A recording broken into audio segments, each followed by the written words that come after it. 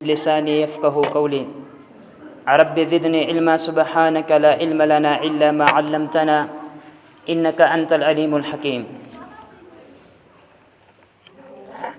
قابل صد احترام صدر مجلس جمعیت اہل حدیث ضلع رامبن، اساتذہ کرام، مہمانان اعظام، نوجوان ساتھیوں، اللہ کا فضل ہے، کرم ہے، احسان ہے کہ رب العالمین نے مجھے اور آپ کو اس بابرکت محفل میں مجتمع فرمایا، اور ساتھ میں یہ بھی اللہ کا احسان ہے کہ رب نے مجھے اور آپ کو مسلمان بنایا. ایک آیت کریمہ کی طرف اشارہ کرتے ہوئے میں یہ یاد دلانا چاہوں گا کہ یہ رب کا کتنا بڑا احسان ہے. ہم سبھی جانتے ہیں کہ دن آئے گا میں نے اور آپ نے اللہ کے دربار میں جمع ہونا ہے، کھڑا ہونا ہے، اور وہاں پہ اپنی اس زندگی کے تعلق سے جواب دہی ہوگی، سوالات ہوں گے. رب العالمین نے اسی منظر کی عکاسی کرتے ہوئے فرمایا سورۃ الحجر کے اندر، ربما یود الذین کفروا لو کانوا مسلمین. کچھ لوگ ہوں گے جو کہیں گے کاش کہ ہم بھی مسلمان ہوتے. تو اللہ کا کتنا بڑا احسان ہے کہ رب نے مجھے اور آپ کو مسلمان بنایا ہے. رب کی اس مختصر سی تمہید کے بعد درود و سلام کی رحمتیں، برکتیں اور بارشیں نازل ہو امام الاولین والآخرین سید المرسلین محمد الرسول اللہ صلی اللہ علیہ وسلم کی ذات اطہارہ پر.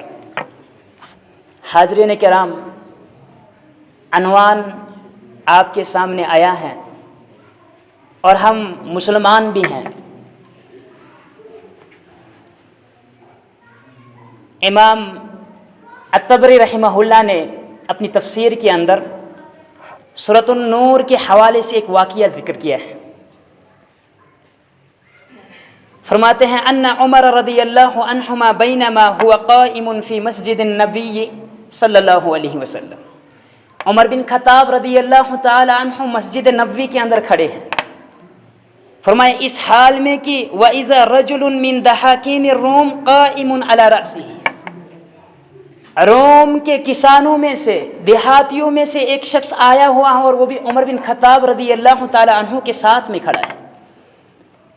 اور وہ شخص کیا کہہ رہا ہے؟ وَهُوَ يَقُولُ أَنَا أَشْهَدُ أَن لَّا إِلَٰهَ إِلَّا اللَّهُ وَأَنَّ مُحَمَّدًا رسول اللہ. عمر بن خطاب رضی اللہ تعالی عنہ نے اس شخص کی زبان مبارک سے جب یہ کلمہ ادا ہوتے ہوئے سنا، فوراً نظر پلٹا کے دیکھا اور سوال کیا، اے شخص ما شأنک، کس وجہ سے آپ کیا کر رہے ہو، یہ کلمات آپ نے کیوں کہے؟ وہ شخص جواب دیتا ہے، اسلمت للہ، اس لیے کہ میں نے اللہ کی ذات کے لیے اسلام قبول کیا ہے. عمر بن خطاب رضی اللہ تعالیٰ عنہ نے ساتھ میں دوسرا سوال کر دیا، کہا اے شخص حل بہذا سبب، کیا اس کے پیچھے کوئی راز ہے، کوئی سبب ہے، کوئی وجہ ہے؟ اس شخص نے جواب دیا نعم، ہاں سبب تو ضرور ہے. وہ سبب کیا ہے؟ فرمایا وہ یہ ہے کہ انی قرأت التوراۃ والانجیل والزبور وکثیرا من الکتب الانبیاء. میں وہ شخص ہوں جس نے تورات بھی پڑھی، زبور بھی پڑھی، انجیل بھی پڑھی، اور دیگر بہت سارے صحیفے بھی پڑھے. فرمایا لیکن جو کچھ میں نے ان ساری کتابوں کے اندر پڑھا، اس کے بعد فسمعت اسیرا یقرأ آیۃ من القرآن، اس کے بعد میں نے دیکھا کہ ایک اسیر اور ایک قیدی قرآن کریم کی ایک آیت کریمہ کی تلاوت کر رہا تھا. مسلمانوں قابل غور بات ہے، وہ دور تھا قیدی بھی تلاوت کر رہا تھا، اور آج ہم آزاد بھی ہیں لیکن تلاوت کرنے کے لیے تیار نہیں. کہا ایک قیدی تلاوت کر رہا تھا اور قرآن کریم کی ایک آیت کریمہ پڑھ رہا تھا، اور فرمایا کہ جمع فیہا کل ما فی کتب المقدمہ. کتنی عظیم بات کہی ہے اس شخص نے کہا یہ اس وقت کی بات ہے جب ابھی میں نے اسلام قبول نہیں کیا تھا، میں تورات پڑھنے والا تھا، زبور پڑھنے والا تھا، انجیل پڑھنے والا تھا، دیگر کتب پڑھنے والا تھا۔ جب میں نے اس اسیر، اس قیدی کو ایک آیت کریمہ کی تلاوت کرتے ہوئے سنا، میں نے جب غور کیا اس آیت کریمہ پر، اور غور کب کیا؟ ابھی اسلام نہیں لایا تھا، ہمیں اور آپ مسلمان بھی ہیں لیکن غور کرنا تو دور کی بات ہے، فرصت نہیں ہے قرآن کریم کو پڑھنے کی۔ کہا مسلمان نہیں تھا، پھر بھی جب میں نے اس ایک آیت کریمہ پر غور کیا، میں نے یہ پایا کہ جو کچھ میں تورات میں، انجیل میں، زبور میں، دیگر کتب میں پڑھا ہوں، وہ ساری چیزیں اس ایک آیت کریمہ کے اندر اللہ رب العالمین نے جمع کر دی۔ فرمایا فعلمت، پس میں نے جان لیا کہ یہ واقعتاً اللہ کی جانب سے نازل کردہ کتاب ہے، چونکہ ایک جملے کے اندر سارے علوم جو ہیں وہاں پہ موجود ہیں۔ عمر بن خطاب رضی اللہ تعالیٰ عنہ وہیں پہ خاموش نہیں رہے ہوتے ہیں۔ کہا ایک شخص آپ مجھے بتا سکتے ہیں کہ وہ آیت کریمہ کون سی آیت کریمہ ہے؟ اگر میں نے اور آپ نے بھی قرآن حکیم کو کھولا ہوتا، ہم نے بھی ضرور اس آیت کریمہ کو تلاش کیا ہوتا۔ وہاں غیر بھی ایک آیت سن کر غور کر کے اسلام میں آ جاتے تھے، اور ہم خاندانی مسلمان ہونے کے باوجود بھی شاید اسلام سے باہر ہیں۔ فرمایا وہ وہی آیت کریمہ ہے جو رب العالمین نے سورۃ النور کے اندر نازل کی ہے، آیت نمبر 52 ہے۔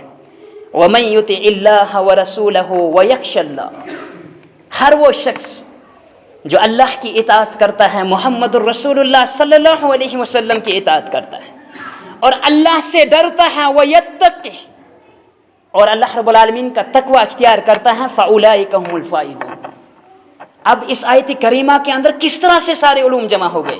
وہی شخص بیان کرتا ہے جس نے تورات پڑھی ہیں، زبور پڑھی ہیں، انجیل پڑھی ہیں، اور ایک آیت کریمہ سن کر اسلام میں داخل ہو رہا ہے۔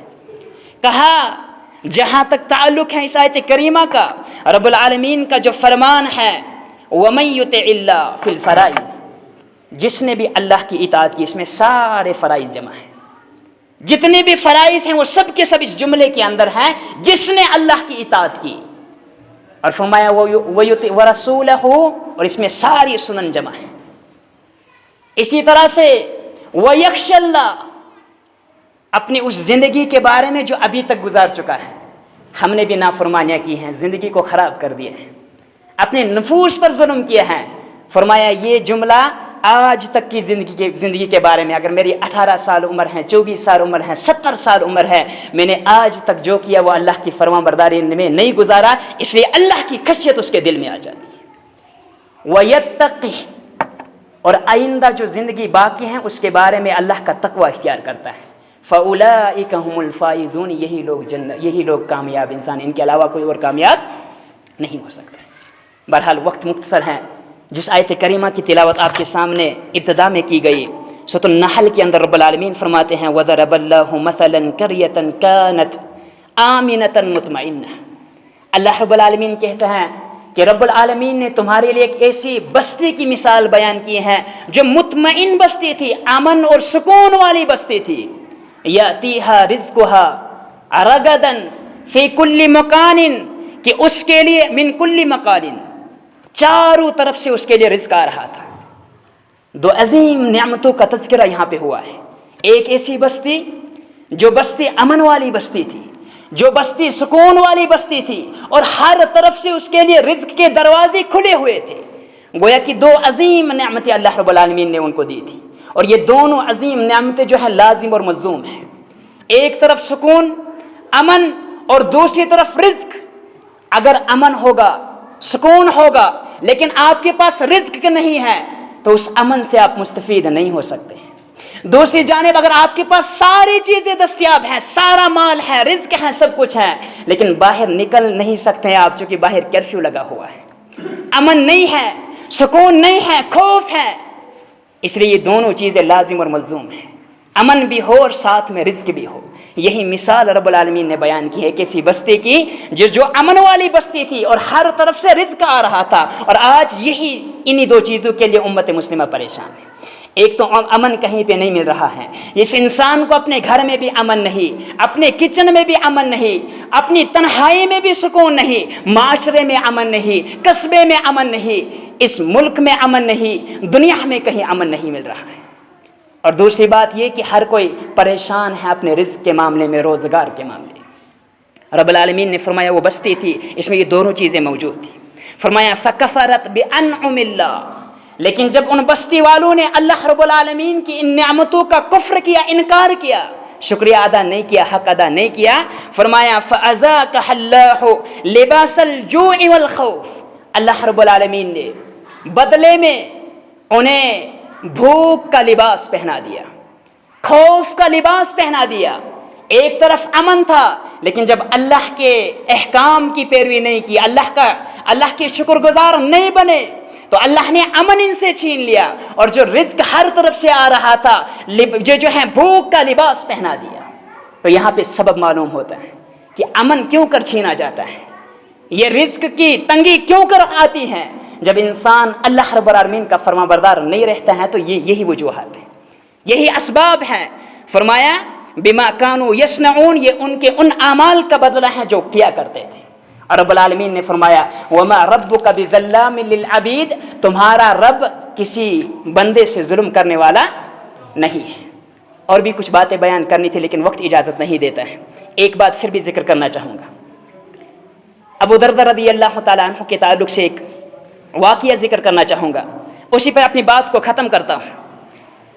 حضرت جبیر بن نقیر رضی اللہ تعالیٰ عنہ کہتے ہیں کہ لما فتحت قبرص فرق بین اہلها فبکا بعضهم الى بعض، جب قبرص ایک قوم کو فتح کیا گیا، ایک علاقے کو فتح کیا گیا، مسلمانوں نے فتح حاصل کر لی، مسلمانوں نے جنگ جیت لی، فرمایا وہ لوگ اتنے ذلیل ہو گئے، ایک دوسرے سے الگ ہو گئے، اور وہ لوگ ایک دوسرے سے ملنے کے لیے ترس رہے تھے. یہ حالت ہو گئی.